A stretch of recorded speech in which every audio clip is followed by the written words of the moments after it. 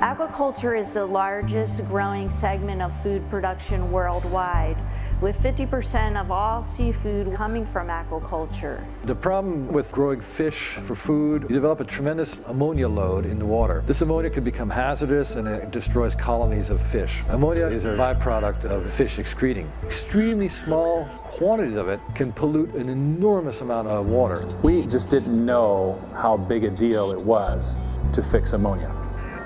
Kailangan ma-eliminate agad ang waste dahil maraming laman itong tangke para ma-minimize yung accumulation ng ammonia, nitrite, saka yung mga napapatay sa kanila.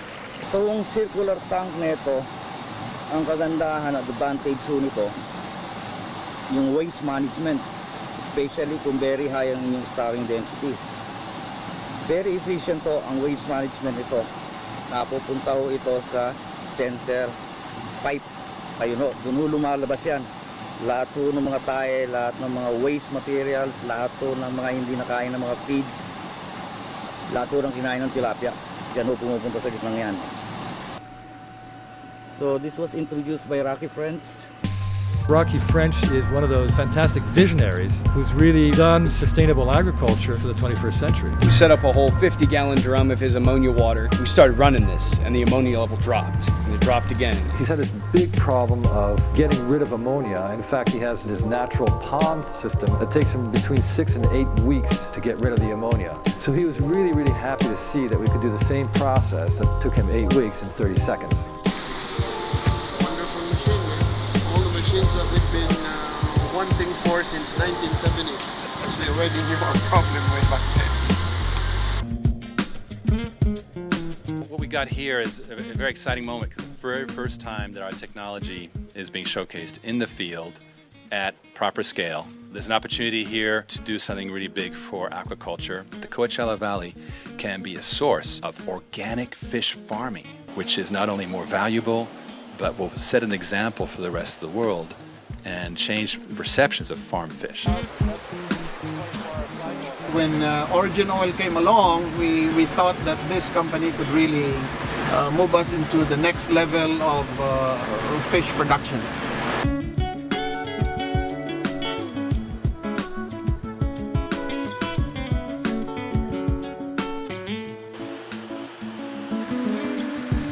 I'm very pleased that you all came out to see this technology.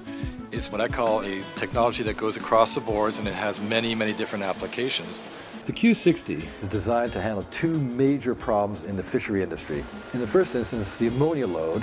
In the second instance, we also want to sterilize the water because we're getting a lot of invasive species into aquaculture that are destroying shrimp farms and fish farms globally. So what we've developed is a system that removes the ammonia that builds up, but also sanitizes the water so you can get rid of the bacterial loads.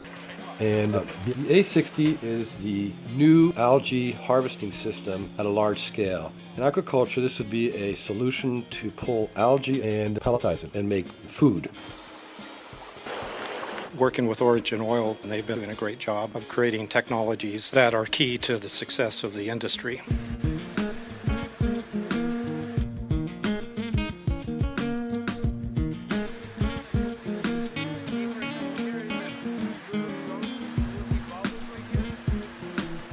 I am impressed at this technology here.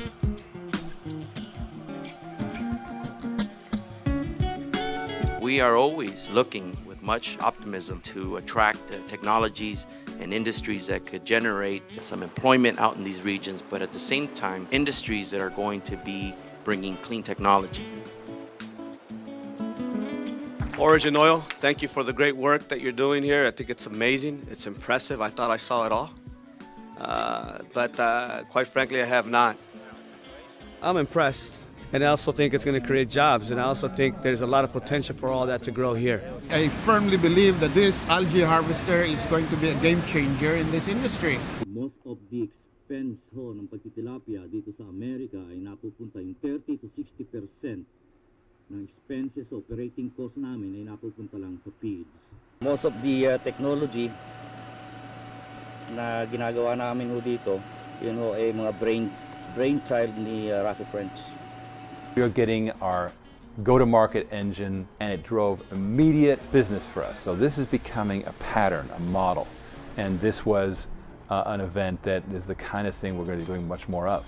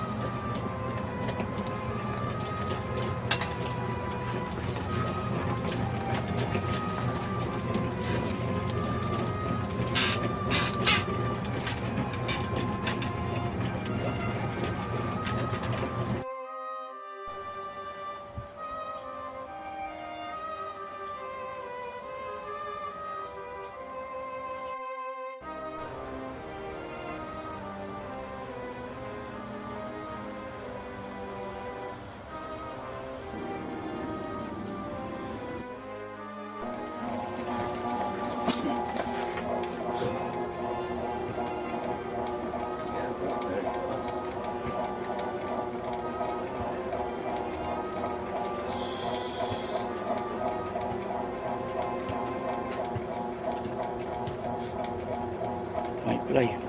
Yeah. Oh yeah. Just get ready to go for the bottle, yeah.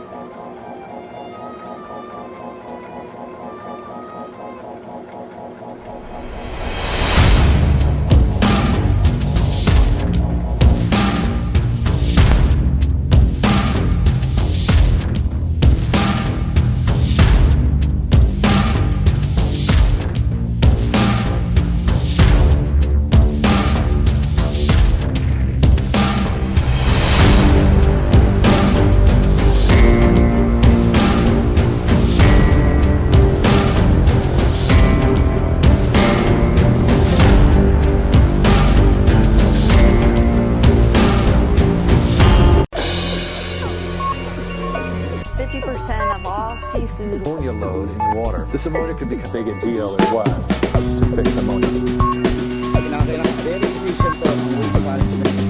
Rocket French is one of the process that took him 8 weeks and 30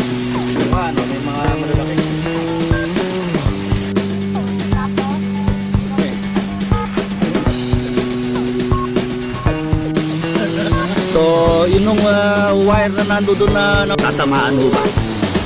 Kaya nakikita nyo ang location niya. Ano gagawin mo? So pagka hinarvest yung mga tilapia itong isda, yun makikita nila yung mga isda namin.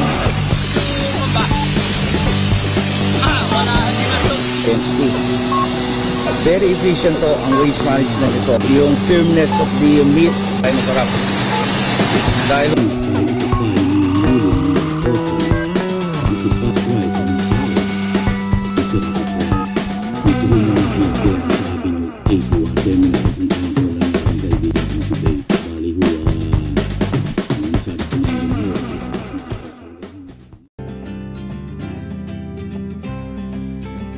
Food and energy, they're vital to our human existence. But with a growing global population and limited supplies of traditional energy sources, they present the greatest challenges to our survival. Hello, I'm Perry West, CEO of New Global Energy. In a world with increasingly limited land for growing food, we invest in agricultural enterprises that produce the highest possible yield per acre. We also leverage that strength by using the most efficient energy resources on the planet. It's no secret that some of the smartest investors in the world are betting on the development of highly efficient methods of growing food in smaller spaces. People like George Soros, Warren Buffett, and Bill Gates have seen the numbers and added farmland to their portfolios. Here's what they know. The world's population is projected to be 40% higher by 2050 than it is today. That's not far down the road, and yet our farmland is shrinking every year. An estimated worldwide equivalent of 40% of California's agricultural land is lost every 18 months, which will result in a dramatic increase in the cost of food. But there's hope and opportunity. There are methods of farming that can address these frightening numbers and help feed a hungry planet while generating profits for forward-thinking investors. In short, a chance to do well by doing good. In this respect, New Global Energy Business Unit Aqua Farming Tech has been at the forefront of developing and implementing the most advanced sustainable methods of producing premium seafood since 1993. Its operations are located just east of Palm Springs in the heart of the Coachella Valley in California. When Aqua Farming Tech started, global aquaculture accounted for less than 10% of seafood consumption. Now it's about 40%. The United States imports about 86% of its seafood, only half of which is wild caught. In fact, what looks like a brilliant idea now had its critics 20 years ago, as our aqua farming manager, industry legend Rocky French explains. When we started, everybody was thinking that we were crazy because we're trying to build fish farm in the desert. It turned out this is the very best place to start fish farming. But as ideal as the Coachella Valley is for growing tilapia, this type of farming also has its pitfalls. In California and elsewhere, other fish farms have shut down as a result of 3 persistent issues.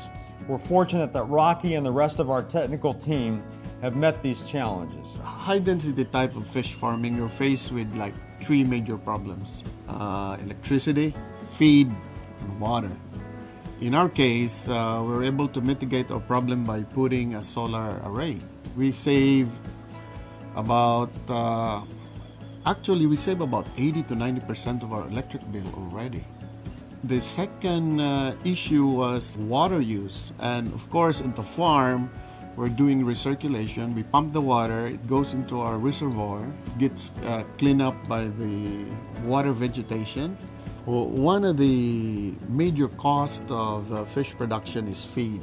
We figured that if we could build our own feed mill, design our own feed, and have better control on what type of ingredients that we could put in the feed, this would be a major contribution to the production of good quality, sustainable type of fish.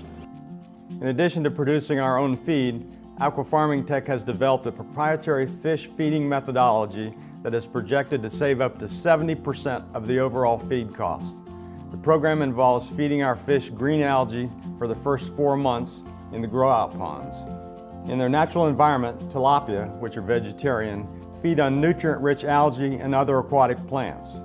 This sustainable technique dramatically lowers the feed cost, and the oxygen-producing action of the algae reduces electricity costs by diminishing the need to run mechanical paddle wheels to aerate the water during the day when the electricity rates are at their highest. By successfully solving critical cost issues that confront fish farming in this area, we lead the industry in tilapia farming, and we are in a position to acquire or lease other California fish farms as they have closed. Because Aqua Farming Tech has perfected high-density aqua farming, our yields are much higher per acre than traditional fish farming. Most farms yield about 1,200 to 1,500 fish per acre, while we average 30 to 35,000 fish per acre. New Global Energy is capitalizing on the world's critical needs for food and energy solutions.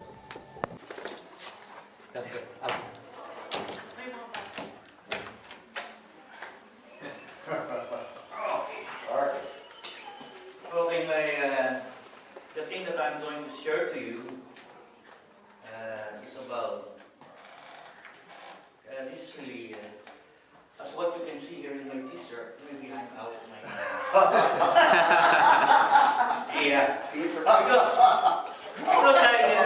when I came into this church, I made a great choice that I made to be here. I've been here in this church. Actually living in this church for 6 years. 6 years, that's not maybe I'm out of my that's what my nephew even told me. However, I have seen a lot of things that's happening in this church. That's the reason I'm still here. Praise God. I have seen some prophecy or vision that we made, that's 4 years ago with Pastor Hector and former Pastor Noni. That, this church, 4 years ago, it's not like this. Then we have this kind, and then the members of the church maybe 20 or 30. And sometimes the praise and worship is already there at they're going to sing, and somebody asked me, where are the people? Where are the only people here? And I've seen Pastor Hector how he struggled. And then he asked me if I can stay in this church for a while, just to watch the property, because it is vandalized. There's some graffiti, there are cutting fences there, and they're throwing a lot of, a lot of things over here. And it took me a month to decide. So I just sleep in my car. And Pastor Hector told me, come on, go inside. No, just sleep in my car. For a month, that's winter time. And rather don't nosy. And then I decided, because I don't want to, take advantage of something that they're offering. So I just endured the winter time, it's cold. And the Pastor Hector said, okay, after a month, I decided, okay, maybe I can stay in this church because I want also to know God in Jesus Christ. Because I was raised in a Catholic family, because in the Philippines, we are all Catholic, 90%. And then I still remember my mother bringing me in the church. That's my first exposure. And then I became an altar boy. When I graduated from elementary, my father decided that I will go in the seminary, minor seminary, because he thinks I'm going to become a priest. To become a priest, Catholic priest, it will take you a long time. If you start from high school, I think it will take you 12 years of studying. And us here, it will take us only, 3 years, 3 hours, 2 days, and finally you might become a pastor. And to become a priest, it will take you 12 years. That's a long, and you will be staying in the seminary. You see, it's like and it's also expensive. That everybody can go to the seminary because you have to pay a lot of money because the board and lodging and everything. Anyway. When I finished my minor seminary, we started 16, we graduated 12, and nobody became a priest actually in my batch. But some become a pastor, some become active in their churches, and now maybe I became doorman for a long time, and now I'm active here in this church, trying to help whatever I can help. And then I have this kind of vision also, that because there's something that I'm doing, because this is, United States is what they call the land of opportunity. If you make it here, something you do, you're made. Then I have something that I'm doing that until now I'm still wondering to our Lord, why are you holding me still here? Like, suffering, this and that. But however, while reading the Bible, because I became dormant for a long time, it's only lately that I started reading the Bible. I would like to share something in Ecclesiastes chapter 3, that it says here, to everything there is a season and time to every purpose under heaven. So everybody here in this class have a purpose. Amen. Under heaven. Because everybody is unique. Maybe you're good in preaching, maybe you're good on something. My gift is different. I can make something out of something. So, actually when I started really committing myself, I even made that, Jesus Christ is the same yesterday, today, and forever, over there.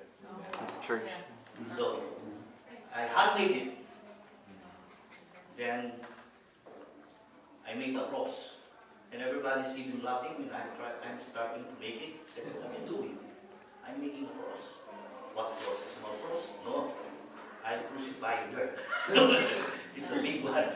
So anyway, so that's 2008.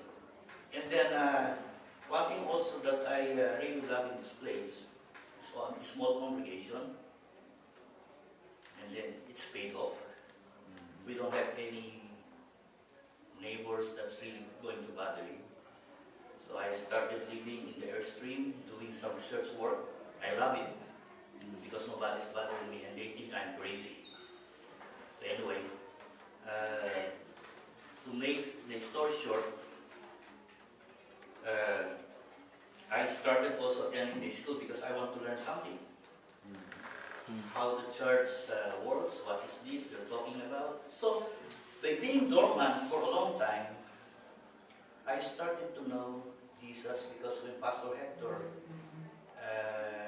asked me to receive Jesus Christ 2008, he said, you know what? When I pray that you're going to receive Jesus Christ, I don't feel anything. And I told him the same to you also. I didn't feel anything. See? Because maybe the seed is there. Right. But you need nourishment to germinate it, to grow little by little.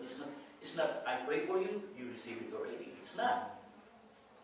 You have to work for your salvation. You let it grow. You have to nourish it through Scripture. Amen. And we have an awesome God. Amen. You see? Because the reason that I'm going to say that we have an awesome God, and Jesus Christ. You know, there's when Jesus Christ was crucified, there's two guys with him. That's right. And one said to him, remember me once you come to your kingdom.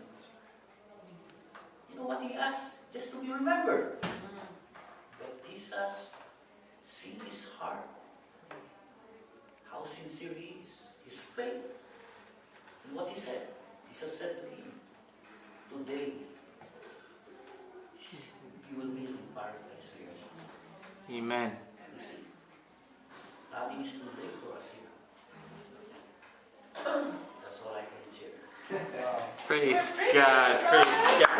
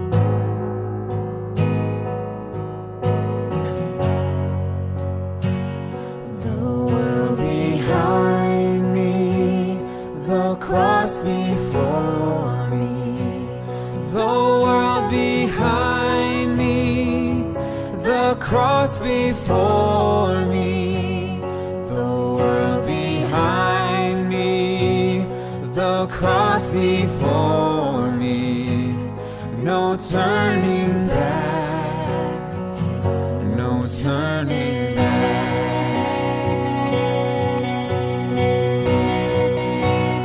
I will follow you, Jesus, and I will follow you, Jesus, I will follow you, Jesus, I will follow you.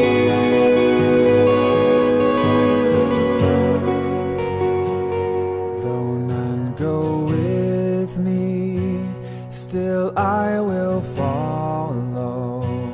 Though none go with me, still I will follow.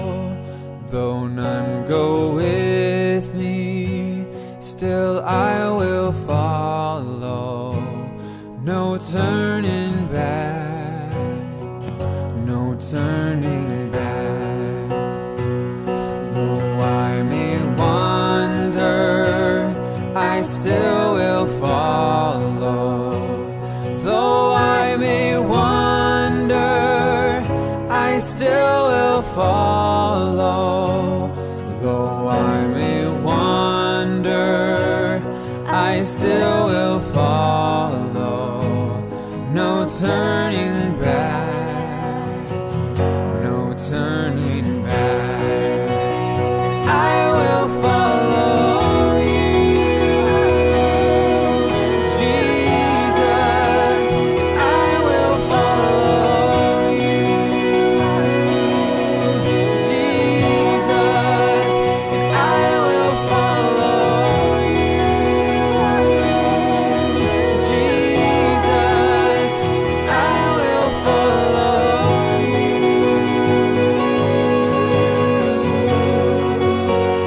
I will follow you, Jesus, and I will follow you, Jesus, and I will follow you, Jesus, and I will follow you.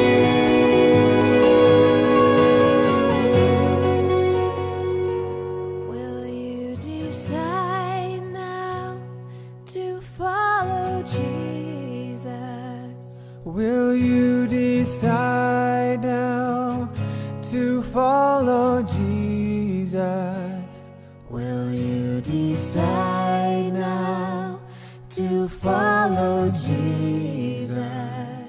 No turning